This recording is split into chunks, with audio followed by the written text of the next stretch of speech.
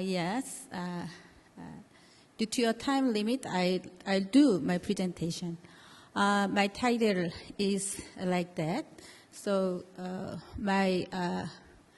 the primary research interest is focusing on the cervical cancer prevention.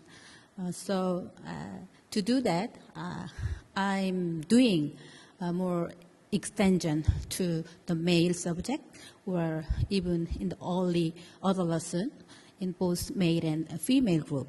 So now, today's presentation will be the development of the HPV prevention program for the university group for men and women.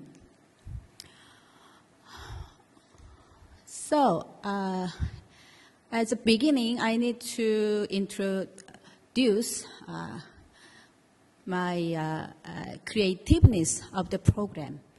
As I mentioned earlier, my intention is to the men should be aware of the importance of the HPV infection, or they have to know how to prevent HPV for themselves or for their sexual partner. So that kind of assumption is based on the HPV infection is basically sexually transmitted infection. So that's why they are equally responsible for prevent. In the meantime, I need to elaborate on the how much important HPV infection, especially for men, in the literature. There are growing trends of the incidence of the non-cervical cancer caused by HPV. So, for example, anal cancer or oropharyngeal cancers are increasing compared to decreasing of cervical cancer. This is a global trend, including Korea. But there is no the promotion in the community or in the nationwide. So the prevalence of HPV infections are like that. So we need to know the HPV is not the women's health problem. It is also very much common for the men.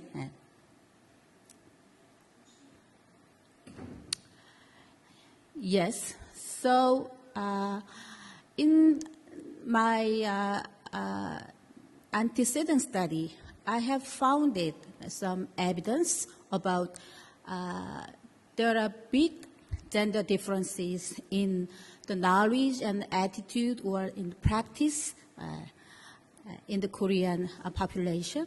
That might be natural because many of people are aware that HPV is just for women's problem. It's just for related to cervical cancer. So they are not much knowledgeable to other related cancer.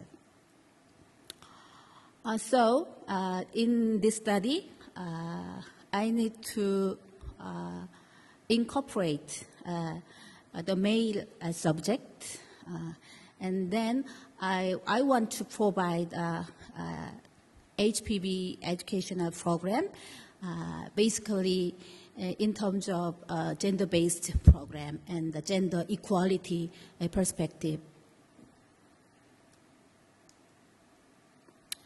However, I need to explain about the Korean situation about HPV prevention in terms of vaccination. Unfortunately, we have not introduced the mandatory or school-based HPV vaccination program until now. That is very unfortunate because I cannot explain thoroughly, but mostly economical burden. So the government does not want to provide much budget for vaccination, or as an interest group, the doctors groups they are not welcoming introducing the HPV vaccination as a national program, as I know. So that kind of that could be the results of the low vaccination in Korea compared to other developing or developed country. However, in the literature, there are many clinical trials trying to find out that the HPV vaccination is also very much helpful to the men's group. So as I know, in the UK or in some of Australia or any other countries, they are also already introduced HPV vaccination, including boy or man adolescent. So, but in other literature, I could see it was very much controversy. The mandatory vaccination to men is helpful or not. So that is still discussing now. Anyhow, the Korean statistics of HPV vaccination is very low. Is for the adolescent female, less than 10%. This is a current situation. So, therefore, we cannot rely solely on HPV vaccination in the primary prevention of the HPV. So, I need to expand and incorporate HPV prevention educational program in this study. So I did research. It was a quasi-experimental study. In this study, I measured the knowledge and perception about sexual rights or the gender equality, and I measured the behavioral intention to prevent HPV as a dependent variable. So, to provide the educational program to both men and women, I did the education, which was gender-based. And then at pre-test and at post-test, we assessed the differences or their differences between group or within group. Once again, I want to address that the prevention HPV infection could be both responsibility because of the attribute of the sexual behavior. So they need to understand HPV infection, especially for the men. That could be the main essential component of the HPV prevention in this study.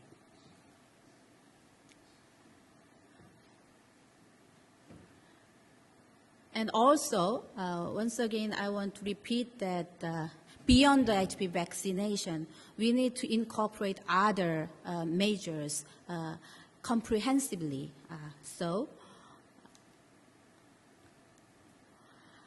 And in my study, why I need to assess the sexual right or gender equality, those variables are very much important in sexuality education. So I need to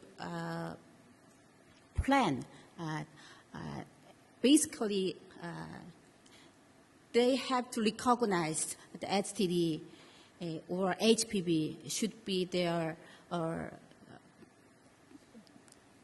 problem as a men and women. And so I need to measure this kind of concept.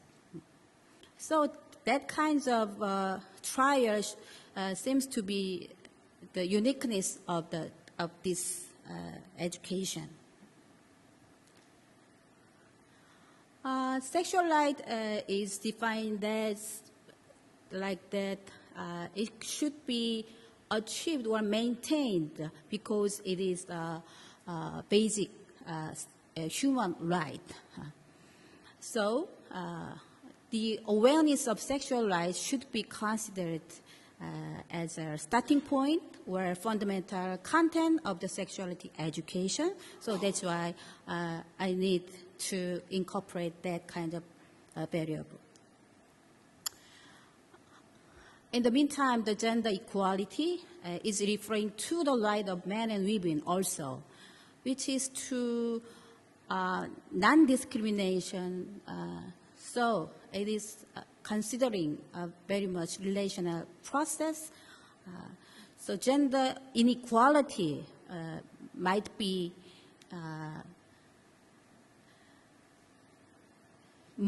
modified or changed from the sexuality education. That pictures is my theoretical framework. So using IMB model, so the components of information and motivation and even behavioral skills are working together. They could resulting in the behavioral change. So using the IMB model to this study, each components are like that. So for the information aspects, it could be any kind of knowledge aspect, including HPV, what is HPV, how to prevent with a specific measure, or what is the sexual right. And then motivation is related to they need to change their perception to prevent risky behavior of the HPV. So that part is related to awareness of sexual right and perception of gender equality. And the third component is behavioral skills, is related to performing specific preventive behavior. However, in this study, I just measured not behavior. So we just measured behavioral intention because which seems to be a proxy of the real behavior. So the hypothesis one is like that. Through the HPV prevention program, the gender differences between men and women will reduce in terms of the knowledge or awareness of sexual rights or the perception of gender equality and intention to prevent HPV infection. And the second hypothesis is that after completion of HPV educational program, men and women students, they will enhancing their knowledge of HPV or awareness and perception and even increase their intention to prevent HPV. So the methodology, the education was provided during the 4 weeks with 12 sessions. It was a quasi-experimental study. So the sample was, I recruited the participant via school homepage and the offline advertisement. Inclusion criteria were like that. They were willingly to participate, or they were never having been married, or not majoring nursing, medicine, or public health. So at the beginning, 66 students recruited, and 7 were exclusion. So finally, 59 students participated in this study. Among them, 31 men, 28 women. Well, as you can see, during the 12 sessions, the first and the final session were related to the overview of the such as orientation, and the session two, it was time to introduce each other, and then the major sessions were the 4 times lectures about general information about HPV and how to prevent, and then the concept of the sexual autonomy or sexual rights. And then the later 4 sessions were related to the free discussion about sexism or prejudice regarding sexuality in the Korean society where they are living now. And then they have a session to explore their experience or their feelings of gender inequality in their sexual relationship or interpersonal relationship. Or through the practice, we do provide assertive communication skill, and then we practice condom use. And they have a time to breaking the prejudice about sexuality and STI and HPV. So that was composition of the educational program, which was basically gender-based. So it was a measurement, the knowledge of HPV, and awareness of sexual rights, and the perception of gender equality. And as a dependent variable, I measured the intention to prevent HPV infection instead of real behavior. So as you can see, intention to use condom regularly, intention to reduce the number of sexual partners, intention to abstain from sex until marriage, intention to be vaccinated for HPV, intention to regularly undergo or pap test or pelvic, intention to stop smoking. Yes, the research protocol was approved by the ILB, and they, at the completion of the program, they received some financial incentive, so data analysis with the quantitative statistics.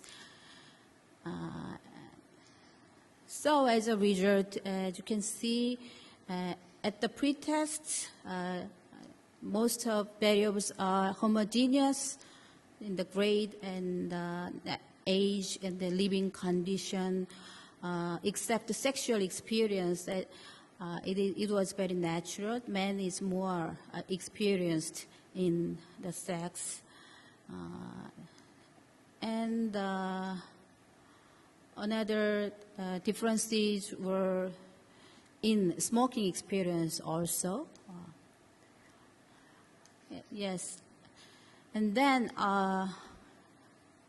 the hypothesis were one, at the pretest, as you can see, there are the gender differences in the main variable, the perception of equality, regular condom use, or reduced sex partner, or abstinence, or stop smoking.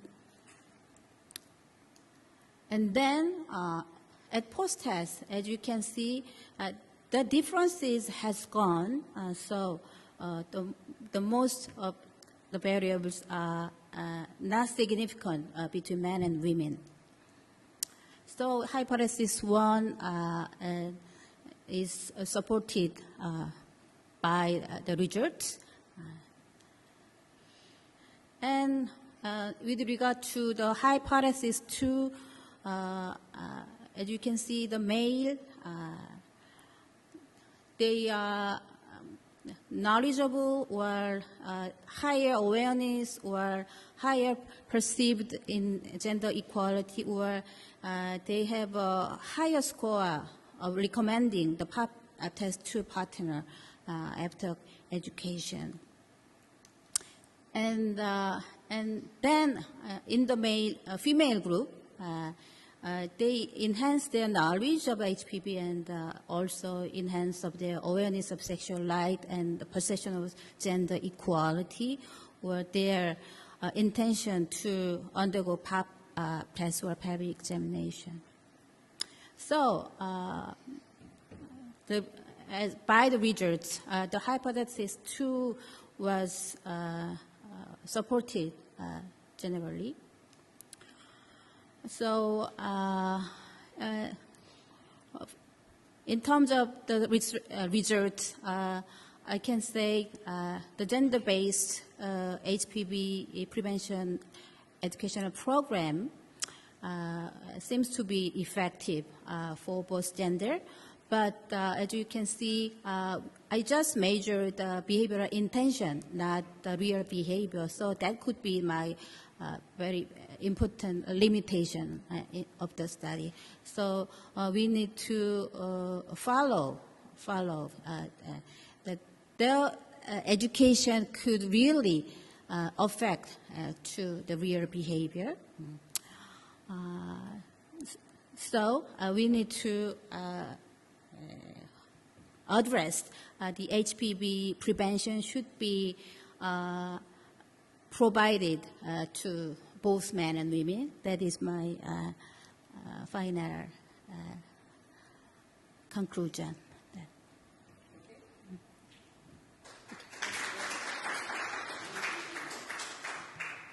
Thank you very much, Hae Won, Kim, Hae Won, Popilama, various with the students. Any questions?